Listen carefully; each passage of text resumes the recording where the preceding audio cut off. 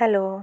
যখন রান্না করতে ইচ্ছে করে না কিন্তু বাধ্য হয়ে করতে হয়, তখন এই রকম খুব সহজে কিভাবে রান্না করে নিই সেটাই আপনাদের সাথে শেয়ার করব। প্রথমে ফুলকপি আর আলু ভেজে নিচ্ছি।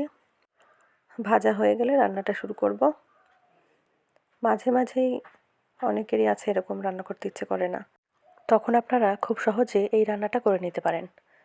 দেখুন ফুলকপি আলু মোটামুটি ভাজা হয়ে গেছে। হলুদ দেইনি, হলুদ দিলে লেগে যেতে পারে। এবার কড়াইতে তেল দিলাম শুকনো লঙ্কা, আর ফোড়নে দিয়ে দেবো কালো জিরে। খুব একটা মশলা দেব না, আমি একটু আদা ঘষে দেবো আর একটু জিরে গুঁড়ো দেবো। আদাও যে খুব বেশি দিতে হবে তা না, মোটামুটি একটু আদা দিলেই হবে। এবার দিয়ে দিলাম জিরে গুঁড়ো। এবার দিয়ে দেব আগে থেকে ভেজে রাখা আলু আর ফুলকপি। ভালো করে নেড়েচেড়ে এবার দিয়ে দিতে হবে নুন। নুন দিয়ে দিলাম। এবার দিয়ে দেব হলুদ। ভালো করে কষিয়ে নেব। আর দিয়ে দিলাম একটু টমেটো। যেহেতু আমি আগে থেকে ভেজে রেখেছিলাম, তাই খুব একটা ভাজার দরকার নেই। এবার দিয়ে দিলাম জল।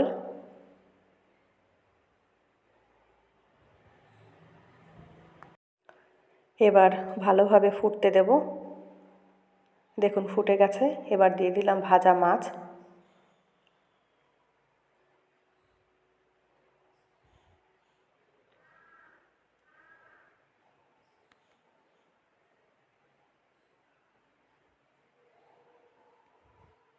আর দিয়ে দিয়েছি চেরা কাঁচা লঙ্কা।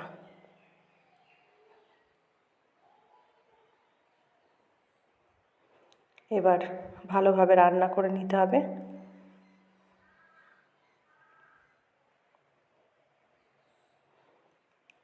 একদম খুব সহজে এই রান্নাটা করে নেওয়া যায় এবং খেতেও খুব সুস্বাদু হয়। কালো জিরে ফোড়ন দিলে খাবারের টেস্টই একটু অন্যরকম হয়ে যায়। দেখুন প্রায় হয়ে এসছে। এবার আমি দিয়ে দিলাম কুচনো ধনেপাতা।